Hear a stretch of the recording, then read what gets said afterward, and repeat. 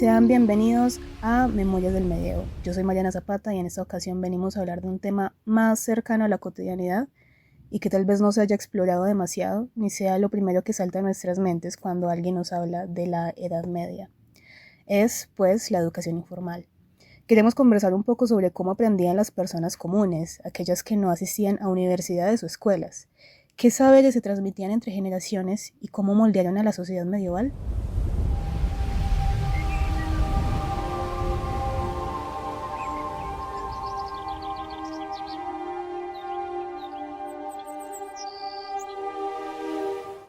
Antes que nada, me complace anunciar que tenemos dos invitados de la más alta calidad. En primer lugar, tenemos aquí a la historiadora y socióloga Juliana Valenzuela, que nos va a proporcionar todo el contexto histórico que necesitamos para alcanzar la mayor comprensión del tema. Y en segundo lugar, pero no menos importante, nos acompaña Nicolás Echeverry, pedagogo y docente, quien nos va a iluminar en el aspecto pedagógico de este tema. Para empezar a hablar de la educación informal, debemos contextualizar el otro lado de la moneda, lo institucionalizado, la educación formal en escuelas y universidades. ¿Cómo era en la Edad Media y quiénes podían acceder a ella? Bueno, hola, un placer estar hoy aquí con ustedes para discutir este tema que a mí me parece tan apasionante. Creo que la educación es una de esas cosas que concebimos tan cotidianamente que se hace fácil olvidar que alguna vez el mundo fue muy distinto y pues para eso está la historia, ¿no? Es cierto, por eso me parece muy interesante que estemos los dos aquí el día de hoy. Creo que la conjunción entre la educación y la historia es muy necesaria en este caso.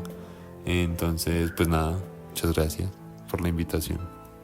En fin, pues antes de empezar es importante para mí ponerlos un poquito en contexto para que no hablemos sobre la nada, para aquellos pues que no estén tan familiarizados con la forma en la que funcionaban las cosas durante la Edad Media, pues hay que recordar que la Edad Media se caracterizó por ser una época en la que los valores y la religión cristiana tomaron un papel protagónico. Y esto es relevante en el tema que vamos a tratar porque la educación no fue como una excepción a esta hegemonía. Lo cierto es que estaba centrada en la formación religiosa principalmente.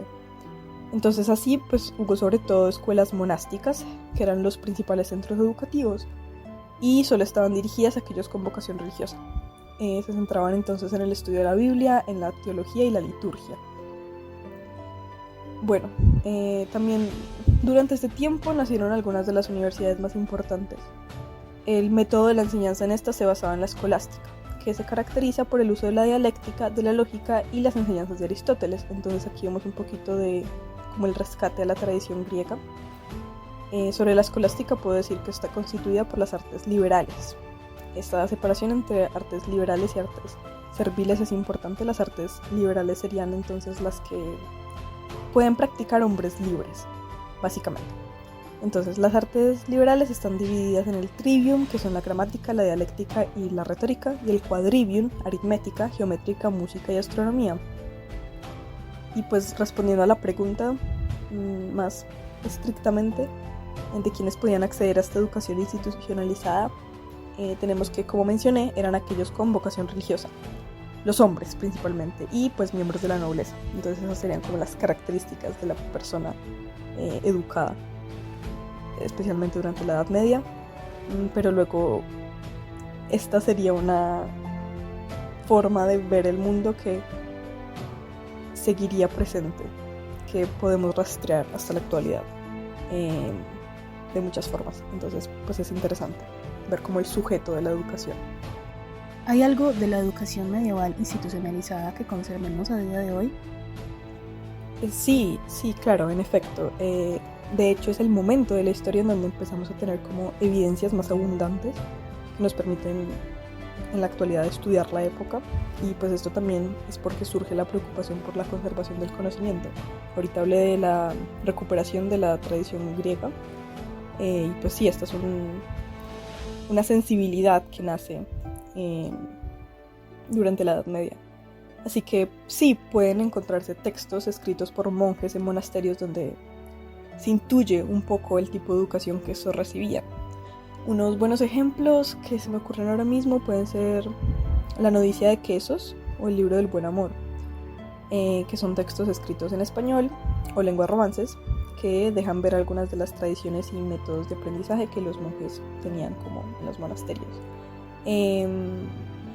Por ejemplo, en el caso del libro del Buen Amor, este es un caso que probablemente le llame la atención con facilidad a una persona de este siglo, porque el copista del libro añade al inicio que el autor del texto, Juan Ruiz, terminó el libro en la cárcel. Entonces hay como una anécdota alrededor de la concepción del libro.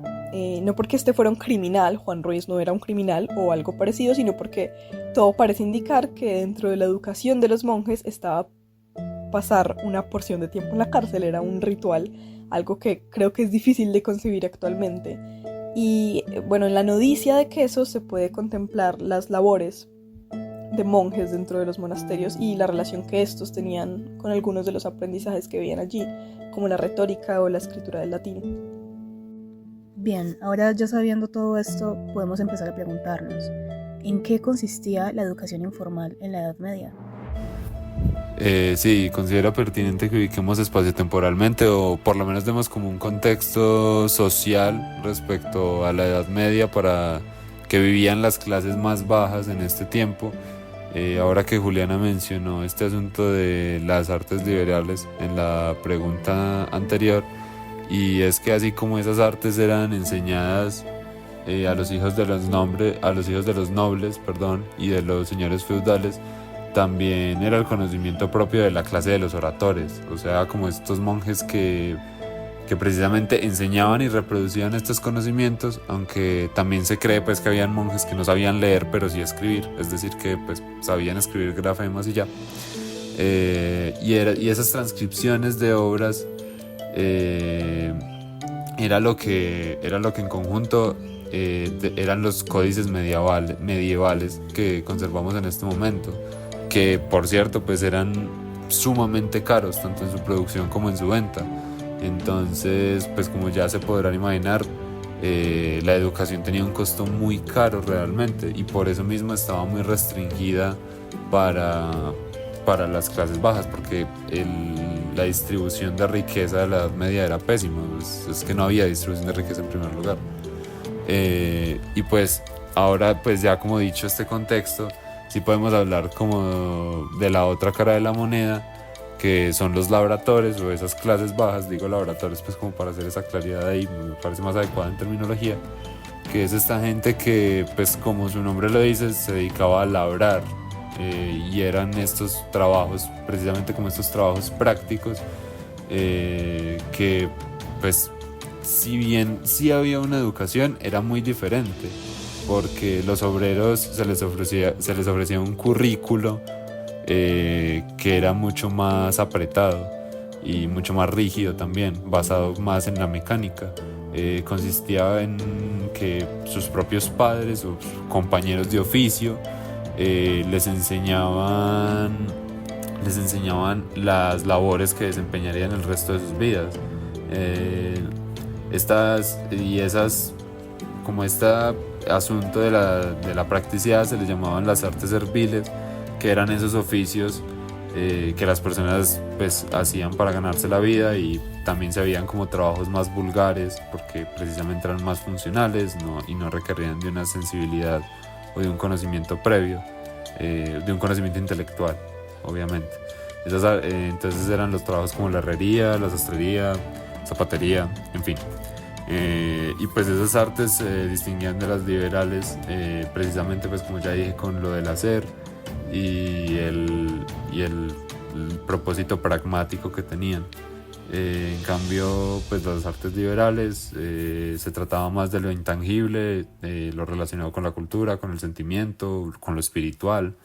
Y pues si se tiene en cuenta que el fin último de una persona del medievo era encontrar la salvación de su alma, pues tiene mucho más sentido que vos tengas un conocimiento intelectual y artístico y una sensibilidad pues en general, porque pues vas a encontrar como esa salvación divina que el cielo y la Biblia le prometía a la sociedad medieval. En cambio pues las artes serviles pues se basaban más en la tradición y la costumbre, y pues en realidad si lo piensan, eso se sigue viendo pues en negocios familiares y y empresas que se pasan de generación en generación. Pero pues bueno, pues digamos que ahora hay más, obviamente las condiciones laborales son distintas, pero hay una transversalidad ahí entre realidad y pasado, pues que es interesante señalar. Exactamente, y de hecho, el sistema gremial de aprendizaje era uno de los constituyentes de la educación informal en la Edad Media. También aquí entra lo que se conocía como oficios viles y mecánicos, como hablábamos anteriormente, como de la separación entre un tipo de oficio y otro, que son pues aquellas disciplinas que no se consideraban intelectuales y por ello tenían menos valor. Por ejemplo, la medicina, la arquitectura, la geografía o la agricultura. Esto es interesante porque hay algunos de estos oficios viles que en la actualidad tienen una clase diferente de prestigio, como la medicina y la arquitectura. Ya nadie diría que esas no son disciplinas intelectuales, pero pues esto también es una demostración de cómo cambia el paradigma a través de la historia. Y por supuesto, otro constituyente de la cultura son los valores, las historias, el folclore, todo aquello que pasa de boca en boca, que sigue como una tradición menos oficial y que al final forma parte de la educación, aunque no esté institucionalizado. En su tiempo, por ejemplo, tenían a los juglares, que sería algo parecido a una Edo en la antigua Grecia. No sé si Nicolás quiere hablar un poco más al respecto. Sí, eran lo que hoy en día podemos llegar a llamar como los performers o como estos artistas del happening, que eran estas obras de la otra área. Y nótese ahí como el curioso contraste, conectándolo con lo que dijo Julián ahorita, porque la forma de difusión de la literatura se ha transformado y asimismo el prestigio que le designamos en la Edad Media.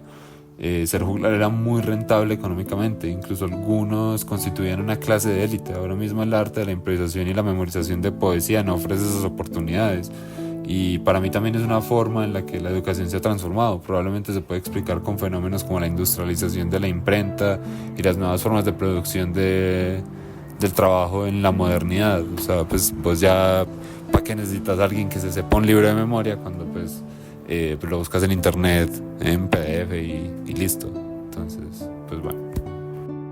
Bueno, esto me interesa. Relacionado con las transformaciones que trajo la modernidad, ¿qué pueden decirme del papel de las mujeres en la Edad Media? Pues ese justamente me parece un tema muy interesante, porque lo cierto es que hasta hace relativamente poco la educación de las mujeres en la Edad Media fue ignorada por la comunidad académica. No se sabía mucho al respecto. Y pues creo que es fácil asumir con la información que tenemos y que escuchamos comúnmente por los mitos que se extienden sobre la historia, que pues las mujeres simplemente no tenían acceso a ninguna clase de conocimiento y por lo tanto no podrían hacer aportes significativos a, no sé, el nacimiento de la academia, de las universidades como las conocemos. Pero investigaciones más recientes y pues bastante más rigurosas encontraron que no era exactamente así. Hace un par de días estaba revisando los resultados de una investigación que realizaron en la Unión Europea y pues sí es cierto que los textos femeninos se transmitían en menor medida, porque los hombres sí tenían acceso a instituciones académicas de las que las mujeres eran excluidas. Eso es verdad. También es verdad que las mujeres, sobre todo las que pertenecían a alguna institución religiosa, sí tenían un alto nivel educativo. Lo que pasa es que la esfera pública se les era negada. Entonces podían pasar su conocimiento dentro de sus comunidades cerradas, de sus comunidades religiosas, pero no podían como ocupar espacio públicamente. Entonces tiene sentido que en la actualidad nos haya llegado menos aportes femeninos. También creo que está muy extendida, pues a propósito de esto, como la idea del avance, como que a medida que pase la historia las cosas no hacen más que mejorar. Esa es una idea de la modernidad, la idea del progreso, pero un acercamiento más científico a cómo funciona la historia nos demuestra que, de hecho, las oportunidades para las mujeres han fluctuado a lo largo del tiempo. Es un tema más complejo que simplemente asumir que antes era peor y ahora es mejor y cada vez será mejor. Y la concepción de que la Edad Media era una época oscura, absolutamente opuesta a la modernidad, es solo parcialmente correcta. Y pues eso hay que mirarlo con cuidado a la hora de hacer afirmaciones categóricas. Bien, me parece que hemos tenido una conversación amena y muy edificante, y agradezco enormemente la presencia de expertos de calidad como lo son ustedes. Por desgracia, debemos dejarlo hasta aquí. Yo sé que volveremos a encontrarnos porque los temas aún no se acaban y los tópicos alrededor de la Edad Media son infinitos. ¿Contaremos con ustedes de nuevo aquí? Sí, obvio, sería un placer volver. De nuevo, muchísimas gracias por estar aquí. Esto fue un episodio de Memorias del Medievo y esperamos que lo hayan disfrutado. Hasta la próxima.